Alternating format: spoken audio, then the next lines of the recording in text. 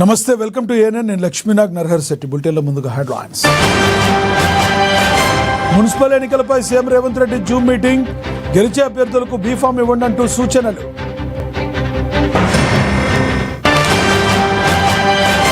Municipal ఎన్నికల ప్రచారానికి మారిన సీఎం రేవంత్ షెడ్యూల్. ఫిబ్రవరి 4 నుంచి వరుసగా ప్రచార సభలు. మేడారంలో కొనసాగుతున్న ట్రాఫిక్ కష్టాలు. గంటల తరబడి వేచి చూస్తున్న భక్తులు.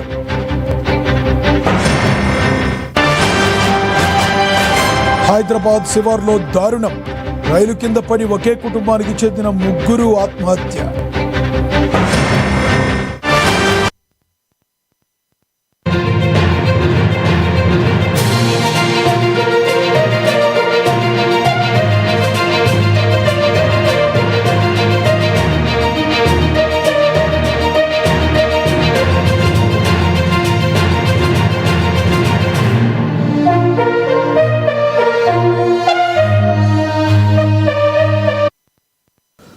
బ్రేకింగ్ న్యూస్ చూస్తున్నాం. తెలంగాణ మున్సిపల్ ఎన్నికలపై ముఖ్యమంత్రి రేవంత్ రెడ్డి అమెరికా నుంచే జూమ్ మీటింగ్ నిర్వహించారు.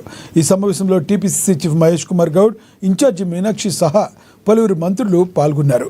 మున్సిపల్ ఎన్నికల సర్వే నివేదికలను టీపీసీసీ చీఫ్ సీఎంకు వివరించారు. కాంగ్రెస్ పార్టీ 90% స్థానాలను కైవసం చేసుకోవాలని రేవంత్ రెడ్డి టార్గెట్ నిర్దేశించారు. రెబల్స్ లేకుండా జాగ్రత్తలు తీసుకోవాలని సందర్భంగా ముఖ్యమంత్రి సూచించారు.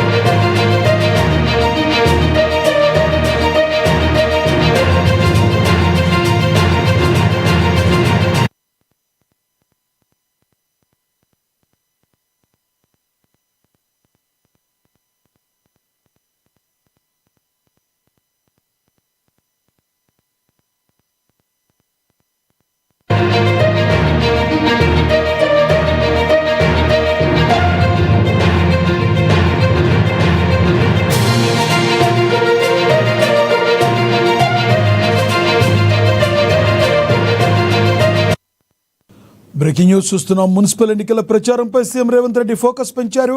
ఇక మున్సిపల్ ఎన్నికల్లో పార్టీ అభ్యర్థులు గెలిపే లక్ష్యంగా సీఎం రేవంత్ రెడ్డి విస్తృత ప్రచారానికి శ్రీకారం చుట్టారు. ఫిబ్రవరి 4 నుండి వరుసగా ప్రచార సభల్లో పాల్గొనున్నారు. ఫిబ్రవరి 4న నల్గొండ జిల్లా మిర్యాలగూడలో తొలి ప్రచార సభ నిర్వహించనున్నారు. అనంతరం ఫిబ్రవరి 5న కరీంనగర్ జిల్లా చొప్పదండిలో, ఫిబ్రవరి 6న నిజామాబాద్ రూరల్లో, ఫిబ్రవరి 7న వికారాబాద్ జిల్లా పరిగిలో, ఫిబ్రవరి 8న భూపాలపల్లిలో సీఎం రేవంత్ రెడ్డి ప్రచార సభల్లో పాల్గొనున్నారు.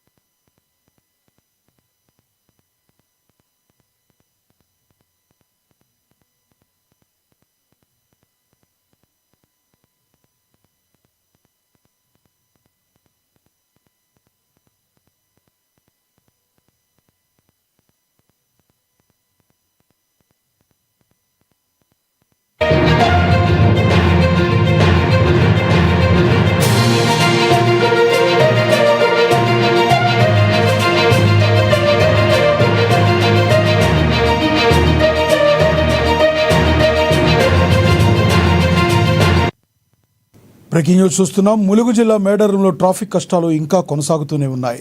మేడారం చేరే మార్గాల్లో భారీ ఎత్తున ట్రాఫిక్ జామ్ అవడంతో భక్తులు తీవ్ర ఇబ్బందులు ఎదుర్కొంటున్నారు.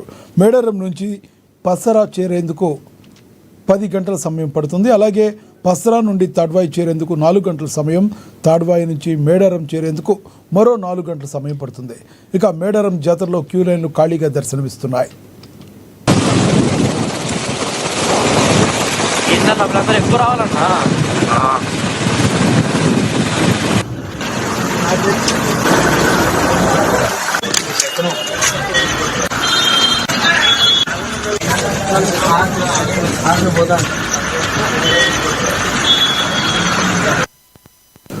వనపర్తి జిల్లా కిల్లా ఘనపురం మండలం గట్టుకాడిపల్లిలోని శ్రీ వెంకటేశ్వర స్వామి బ్రహ్మోత్సవాల్లో భాగంగా కళ్యాణ మహోత్సవం వైభవంగా జరిగింది.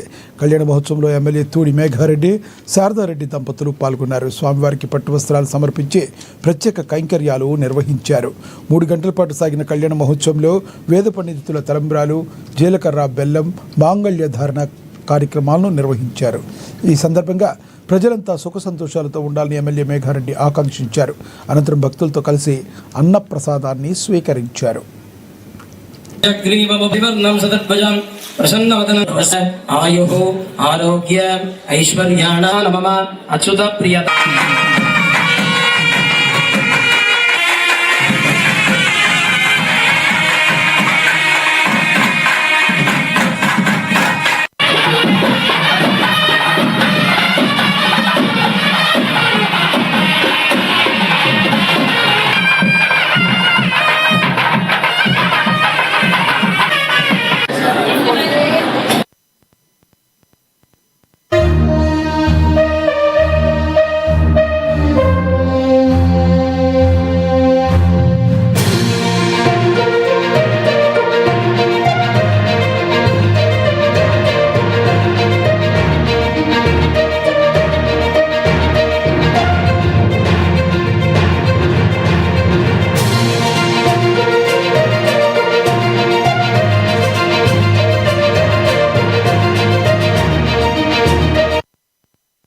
బ్రేకింగ్ న్యూస్ చూస్తున్నాం. హైదరాబాద్లో విషాద ఘటన చోటు చేసుకుంది.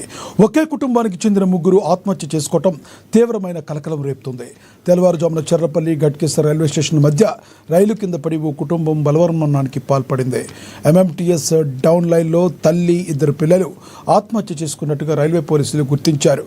మృతులు బోడుపల్లి హరితహారం కాలనీకి చెందిన పిన్నింటి విజయశాంతిరెడ్డి, విశాల్రెడ్డి, చైతన్యరెడ్డిగా గుర్తించినట్లుగా సమాచారం అందిన వెంటనే రైల్వే పోలీసులు అక్కడికి చేరుకుని మృతదేహాలను స్వాధీనం చేసుకుని పోస్టుమార్టం నిమిత్తం గాంధీ ఆసుపత్రికి తరలించారు. మృతుల వద్ద రైల్వే టికెట్లు, విలువైన వస్తువులు లేవని జీఆర్పీ పోలీసులు వెల్లడించారు.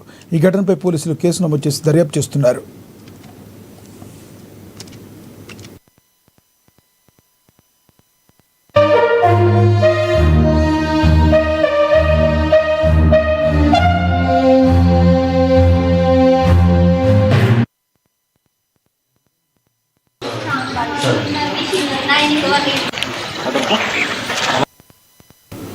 వనపర్తి మున్సిపల్ ఎన్నికల వేడి పీక్స్కు చేరింది. కాంగ్రెస్ పార్టీ తరపున ఎమ్మెల్యే తూడి మేఘారెడ్డి ప్రచారాన్ని హోరెత్తించారు. 4వ వార్డులో పర్యటించిన ఆయన గత ప్రభుత్వం చేయని అభివృద్ధిని తాము చేసి చూపిస్తున్నామని చెప్పారు. ఇందిరమ్మ ఇళ్లు, సన్నబియ్య పథకాలే తమను గెలిపిస్తాయని ఆయన ధీమా వ్యక్తం చేశారు. అన్ని వార్డుల్లో కాంగ్రెస్ అభ్యర్థులను గెలిపించాలని ఆయన ప్రజలను కోరారు.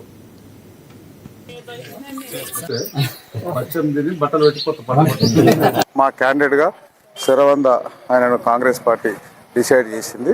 దానిలో భాగంగానే ఈరోజు మొట్టమొదటి ప్రచారం స్టార్ట్ చేసిన క్రమంలో మేము ప్రజల దగ్గరికి వెళ్ళి ఉంటే ప్రజలందరూ కాంగ్రెస్ పార్టీ వచ్చిన తర్వాత చాలా హ్యాపీగా ఉన్నారు, చాలా సంతోషంగా ఉన్నారు. రేషన్ కార్డ్స్ 10 ఏళ్ళ సమస్య ఉండే, అవి వచ్చినాయి. సన్న బియ్యం తింటున్నాం, ఇంతకుముందు అవన్నీ బయట అమ్మేస్తుంటాం, అవి కూడా తింటున్నాం.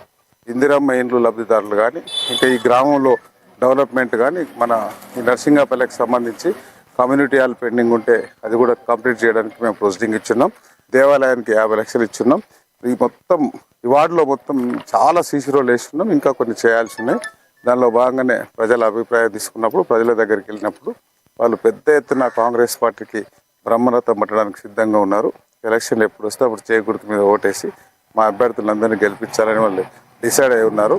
వాళ్ళు 9.5 ఏళ్ళు బీఆర్ఎస్ పార్టీలు మాటలు చెప్పున్నారు. వాళ్ళ వనపర్తిలో 4 బిల్డింగులు, 4 రోడ్లు వేసేసి అదే డెవలప్మెంట్ అనుకున్నారు. అది కాదు డెవలప్మెంట్ అంటే, గల్లీ నుంచి పోవాలనే ఉద్దేశంతో కాంగ్రెస్ పార్టీ గల్లీ నుంచి డెవలప్ చేయాలనే ఉద్దేశంతో మేము కూడా చాలా డెవలప్మెంట్ కార్యక్రమాలు చేసినాం. దానిలో భాగంగానే ఈ 33కు 33 మొత్తం వార్డులు కాంగ్రెస్ పార్టీ గెలిచి క్లీన్ స్వీప్ చేయబోతున్నాం. అంత పెద్ద ఎత్తున ఆశీర్వదిస్తున్న వనపర్తి ప్రజలందరికీ శిరస్సు వంచి నమస్కారం తెలియజేసుకుంటూ ఈ మళ్ళొకసారి వనపర్తి మున్సిపల్ రాజకీయం ఆసక్తికరంగా మారింది. మున్సిపల్ ఎన్నికల నేపథ్యంలో ఎంఐఎం పార్టీ తన ఉనికిని చాటుకుంది.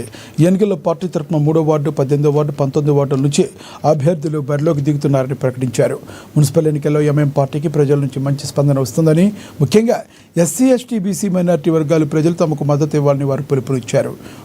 వనపర్తి పట్టణ అభివృద్ధే లక్ష్యంగా తాము ముందుకు సాగుతామని, పారదర్శక పాలన అందిస్తామని హామీ ఇచ్చారు.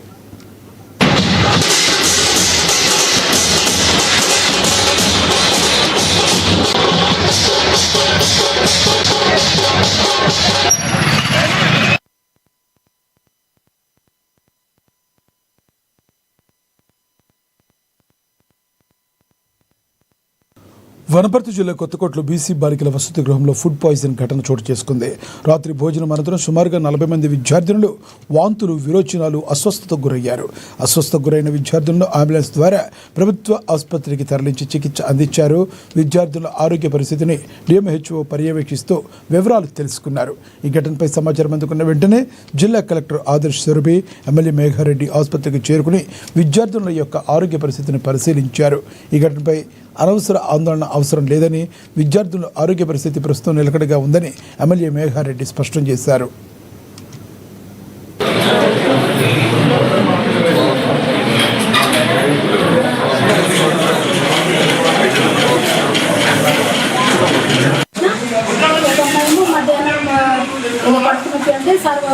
సర్వర్లు చూపించారంటే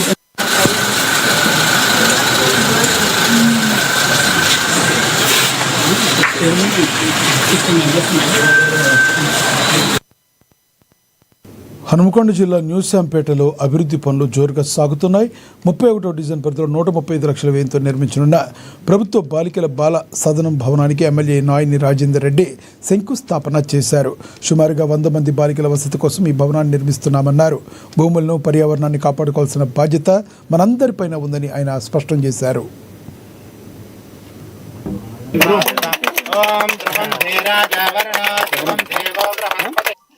వీళ్ళ జోలికి వీళ్ళని ఏదైతే వద్దు అంటారో ప్రత్యేకంగా పోలీసు యంత్రాంగం మీద పడటం, విరుసుకపడటం విచ్చలవిడిగా. నేను పోలీసు అధికారులను కూడా రిక్వెస్ట్ చేస్తున్నా, మీరు ఎవరి కష్టంతోటో ఎవరి మోచే నీళ్లతోటో రాలే. మీ యొక్క కష్టం, మీ యొక్క తెలివి, మీ యొక్క అనుభవాన్ని దృష్ట్యా ఇక్కడికి తీసుకొచ్చి పెట్టిరు ఎవరే గాని. మీరు ఎవరికి భయపడవలసిన అవసరం లేదు. మేము 10 ఏళ్ళ అధికారంలో లేకున్నా, మా మీద ఎన్నో కేసులు పెట్టినా, నా మీద పెట్టినా మేము భరించినాం.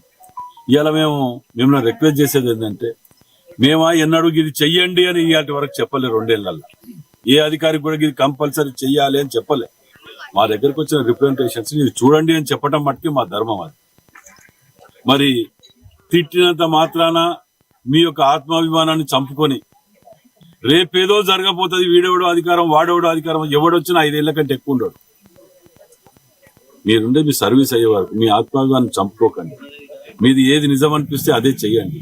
ఎవరు తప్పు చేసినా కాంగ్రెస్ పార్టీ, బీజేపీ, టీఆర్ఎస్ అనేది పక్కకు పెట్టండి. ఫస్ట్ మీ విధి నిర్వహణలో ఎక్కడ కూడా లోటు రానియకుండా మీ పని మీరు చేయండి. మీకు మేము అన్ని విధాలా సపోర్ట్ ఉంటాం. ఎక్కడ కూడా కాంప్రమైజ్ అయ్యే సమస్య లేదు. ప్రత్యేకంగా వరంగల్ నియోజకవర్గ అధికారులకు ఏ డిపార్ట్మెంట్ కానివ్వండి, వీళ్ళ జోలికి వీళ్ళని ఏదైతే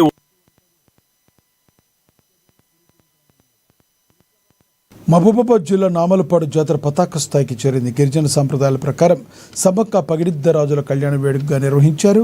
సారలమ్మ సమ్మక్కలతో రాకతో ఆ ప్రాంతమంతా భక్తుల జనసంద్రంగా మారింది. భక్తులకు ఎలాంటి ఇబ్బందులు కలగకుండా అధికార యంత్రాంగం కట్టుదిట్టమైన ఏర్పాట్లు చేశారు.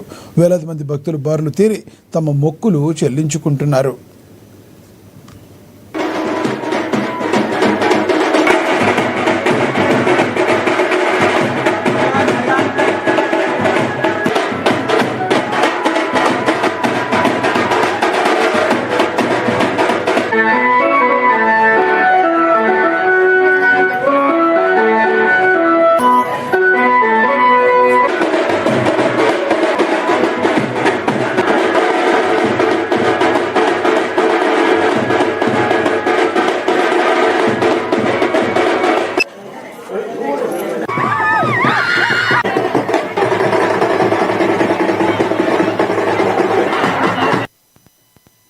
కామారెడ్డి జిల్లాలో బ్యాంకు అధికారుల తీరుపై రైతు కన్నెర్ర చేశాడు. అప్పు చెల్లించలేదన్న నెపంతో పట్టపాలెంలో సొసైటీ అధికారులు జెండాలు పాత్ర ఉద్రిక్తతకు దారితీస్తుంది.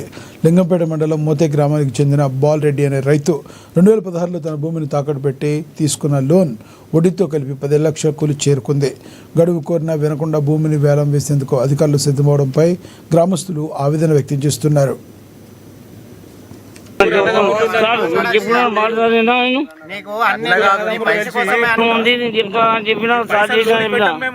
లోను పెడతలే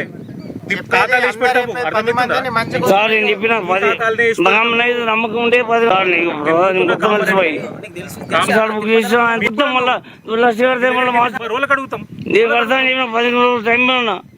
మొత్తం మళ్ళీ కర్నూలు జిల్లాను నాటుసారా రహిత జిల్లాగా తీర్చిదిద్దడమే లక్ష్యంగా అడుగులు పడుతున్నాయి. ఇందులో భాగంగా బంగారుపేటలో నవోదయం 2.0 కార్యక్రమాన్ని జిల్లా కలెక్టర్ సిరి, ఎక్సైజ్ డిప్యూటీ కమిషనర్ శ్రీదేవి కలిసి ప్రారంభించారు. ఏళ్ల తరబడి నాటుసారా తయారీపైనే ఆధారపడి జీవిస్తున్న నీలశికారి కుటుంబాల్లో మార్పు తెచ్చేందుకు ఈ ప్రభుత్వం ఈ వినూత్న కార్యక్రమానికి శ్రీకారం చుట్టింది.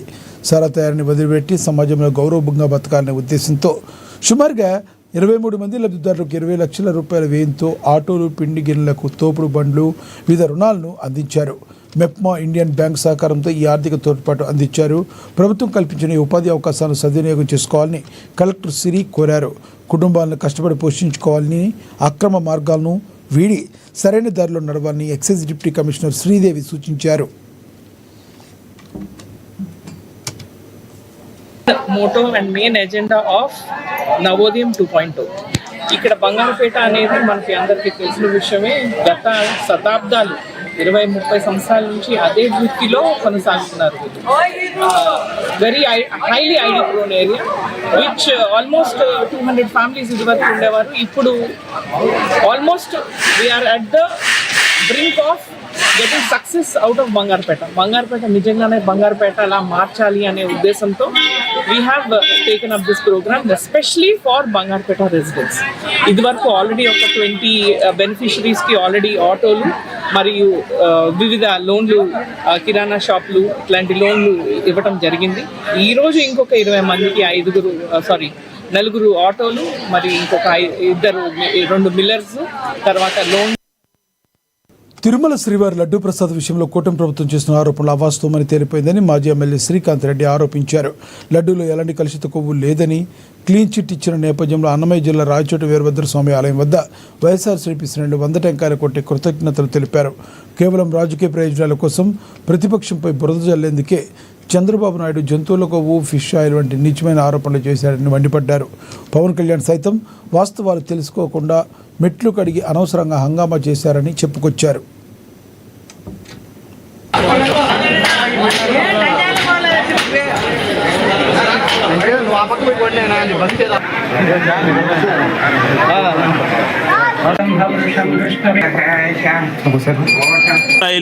యానిమల్ ఫ్యాట్ ఉంది అని చెప్పి తను, అదే రకంగా తన తనయుడు లోకేష్ గారు, అలాగే వాళ్ళ అలయన్స్లో పాత్రధారుడైనటువంటి పవన్ కళ్యాణ్ గారు పదే మాట్లాడారు. పవన్ కళ్యాణ్ గారు మళ్ళీ 2 అడుగులు ముందుకేసి నేను అన్న అపాలజెటిక్ సనాతని అని ఊగిపోయి ఏదో చెప్పులు స్టెప్స్ కడుగుతున్నాను అని చెప్పి ఆ స్టెప్స్ ఏదో కడిగి హంగామా చేసి కాషాయ వస్త్రాలు వేసుకొని సనాతన ధర్మం అని ఏదేదో మాట్లాడేశాడు.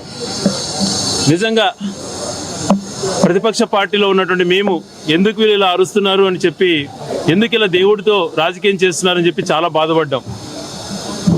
రాజకీయ లబ్ధి కోసం ఇంత దిగజారుతారా, మా పైన నింద వేయడానికి, వైఎస్ఆర్సీపీ పైన, జగన్మోహన్ గారి పైన నింద వేయడానికి ఇంత దారుణంగా దిగజారాలా అని ఆలోచన చేస్తున్నాం. అయినా కూడా వాళ్ళు వెనకడుగు వేయకుండా పదే దాన్ని మాట్లాడడం చూసి ఆ బాధతో గౌరవ మాజీ చైర్మన్ గారు సుబ్బారెడ్డి గారు సుప్రీంకోర్టుకు అప్రోచ్ అయ్యారు. సుప్రీంకోర్టులో నిజాలు తేల్చండి, వీళ్ళు నిందలు దేవుడి ప్రతిష్ఠ దిగజారడమే కాకుండా ఒక రాజకీయ పార్టీని వీళ్ళు టార్గెట్ చేస్తున్నారు అని చెప్పి సుప్రీంకోర్టుకి వేసినప్పుడు ఆ అత్యున్నతమైన న్యాయస్థానం ఒక తీర్పునిచ్చింది. రాష్ట్ర ప్రభుత్వానికి సంబంధించిన 2 అధికారులను, కేంద్ర ప్రభుత్వానికి సంబంధించిన 3 అధికారులతో ఒక సిట్ కమిటీ ఏర్పాటు చేసి ఆ రిపోర్టుని త్వరగా బయటపెట్టండి అని చెప్పడంతో వాళ్ళు దాదాపుగా నేషనల్కి సంబంధించి పల్నాడు జిల్లా దాచేపల్లి మండలం గామలపాడులో పంచాయతీ కార్యదర్శిగా పనిచేస్తున్న కృష్ణవేణి తాజాగా విడుదలైన గ్రూప్ 2 ఫలితాల్లో సత్తా చాటారు. గత 2 సార్లు విఫలమైనా కూడా వెనకడుగు వేయకుండా 3వ ప్రయత్నంలో జూనియర్ అసిస్టెంట్ పోస్టును సాధించి అందరికీ ఆదర్శంగా నిలిచారు. 2016-20 సంవత్సరాల్లో గ్రూప్ 2 ఎగ్జామ్స్ రాసి ఉద్యోగం సాధించలేకపోయానని ఆమె చెప్పారు. మరలా పట్టు వదలకుండా ప్రయత్నం చేసి 2023 నోటిఫికేషన్లో గ్రూప్ 2 జాబ్ సాధించడం చాలా గర్వకారణంగా ఉందని సంతోషం వ్యక్తం చేశారు. గ్రామ పంచాయతీ నుండి పంచాయతీ కార్యదర్శిగా విధులు నిర్వహిస్తున్నాను. ఇటీవల విడుదల చేసినటువంటి గ్రూప్ 2 రిజల్ట్స్లో నేను ఇంజనీరింగ్ రీసెర్చ్ ల్యాబ్స్ నందు జూనియర్ అసిస్టెంట్గా పోస్టు సాధించడం అనేది జరిగింది. 2016 నోటిఫికేషన్లో నేను డెప్యూటీ తహసీల్దార్గా 1:2లో ఉండడం జరిగింది. కానీ అప్పుడు మిస్ అవ్వడం వలన ఇప్పుడు మళ్ళీ 2020లో గ్రూప్ 2లో కూడా రాయడం జరిగింది. అప్పుడు సాధించలేకపోయాను.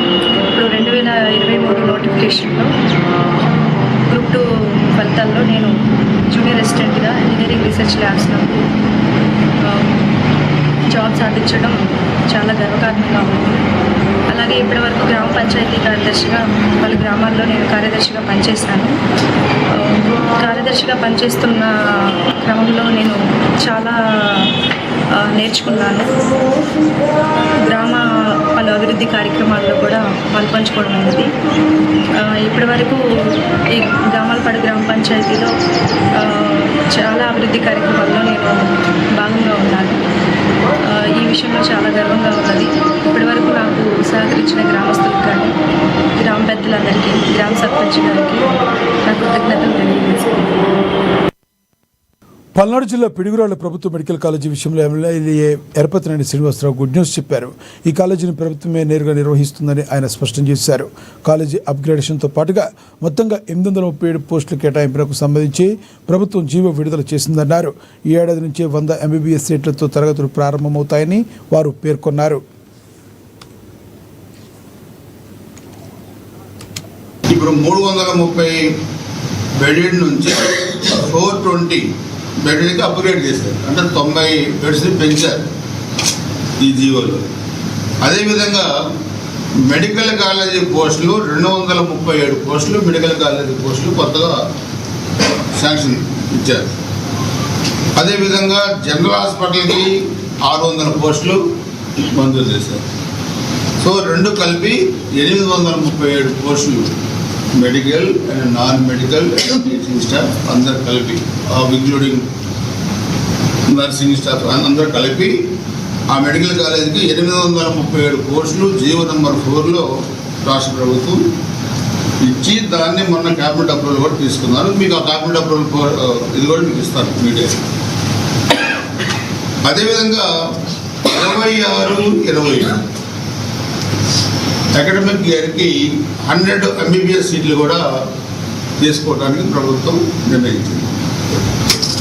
అది కూడా జీవుల్లో ఇచ్చారు. సో అందుకనే గతం కన్నా మనకి ఇంకా 20-25 MBBS సీట్లు కూడా మనకి పెరిగినాయి. ఇది సెంట్రల్ గవర్నమెంట్, స్టేట్ గవర్నమెంట్ 60-40 రేషియోలో ఈ మెడికల్ కాలేజీ మనకి కన్స్ట్రక్షన్ నడుస్తూ ఉందని చెప్పి కూడా గతంలో కూడా అక్కడ మెడికల్ కాలేజీలో. ప్రకాశం జిల్లా అద్దంకి ప్రాంతం చారిత్రాత్మకంగా ఎంతో విశిష్టమైంది. కవులు రచించిన పద్యాలకు పురికట్టి గడ్డగా పేరొందిన అద్దంకి కాకతీయుల రెడ్డి రాజు పాలన కేంద్రంగా నిలిచిన ప్రాంతం. అయితే సరైన సంరక్షణ లేకపోవడంతో అద్దంకి చరిత్ర ఆనవాళ్లు క్రమంగా కనుమరుగవుతున్నాయని స్థానికులు తీవ్ర ఆవేదన వ్యక్తం చేస్తున్నారు. కాకతీయ రాజులు అద్దంకిలో నిర్మించిన కోటను మరమ్మతులు చేయించి రెడ్డి రాజులు తమ రాజధానిగా మార్చుకుని పాలన సాగించారు. ఒకప్పుడు అద్దంకి కోట ఉందంటే నేటి యువత నమ్మని పరిస్థితి నెలకొంది. కోటకు సంబంధించిన ఆనవాళ్లు పూర్తిగా అంతరించిపోవడం, ఆ ప్రాంతంలో ప్రస్తుతం ఇళ్ల నిర్మాణాలు, రహదారులు ఏర్పరచడంతో చారిత్రాత్మక గుర్తింపే మాయమైంది. అయితే ఇలా చెప్పుకుంటూ పోతే అద్దంకిలో అనేక చారిత్రాత్మక ఆధారాలు ఉన్నప్పటికీ కూడా సరైన రక్షణ లేకపోవడంతో అవి కాలక్రమేణా కనుమరుగైపోతూ వచ్చాయని స్థానికులు వాపోతున్నారు. గాడిద శాసనం మిగిలిన భాగాలు, కోట కట్టాలు, అవశేషాలు రాణి విగ్రహం, పాత ప్రభుత్వ వైద్యశాల, పాత తహసీల్దార్ కార్యాలయ భవనాలకు స్వల్ప మరమ్మతులు చేపడితే భావితరాలకు చరిత్రను ప్రత్యక్షంగా చూసే అవకాశం ఉంటుందని స్థానికులు చెబుతున్నారు. ఈ విషయంపై మంత్రి గొట్టిపాటి రవికుమార్ దృష్టి సారించి అద్దంకి చరిత్రను కాపాడేలాగా తగిన చర్యలు తీసుకోవాలని ప్రజలు కోరుతున్నారు. క్రీస్తు పూర్వం 10వ శతాబ్దం నుంచి ఇక్కడ మనకు ఆనవాళ్ళు బయటపడతా ఉంది. మానవ సంచరించినట్లుగా క్రీస్తు పూర్వం 2వ శతాబ్దం నుంచి బౌద్ధుడు ఈ ప్రాంతానికి విరాజిల్లింది. ఇక్కడ పల్లవులు, తూర్పు చాళుక్యులు, కాకతీయులు, రెడ్డిరాజులు, చోళులు పరిపాలించిన ప్రాంతం ఈ అద్దంకి. కాకతీయ పరిపాలనలో ఇక్కడ మొట్టమొదటిసారిగా కోట గోడకి ప్రారంభం చేశారు. అదే సందర్భంలో కోట వెలుపుల అంతక 11వ శతాబ్దంలోనే కట్టినటువంటి నాగేశ్వర స్వామి దేవాలయము, అంటే ప్రస్తుతం వేస్తమ్మ దేవాలయము ఉంటాము.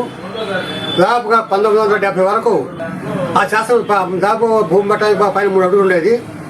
ప్రస్తుతం అది 2016లో దానికి త్రవ్వకాలు చేసి బయట దించాము. అంటే బయట తీసే పరిస్థితుల్లో వర్షం పట్టడం, ఆ వర్షానికి కొంతమంది వాళ్ళు మున్సిపాలిటీకి రిపోర్ట్ చేయటం, మున్సిపాలిటీ దాన్ని ముట్టడం జరిగింది. దాని మీద నాములు రాసేసినటువంటి అధికారులు అర్థం శాసనాన్ని తీసి మన యొక్క పాత్రను తెలుసుకొని చెప్పి మనం చెబుతూ మన అధికారులకు వినియోగించుకుంటూ ఉంటాము. దీని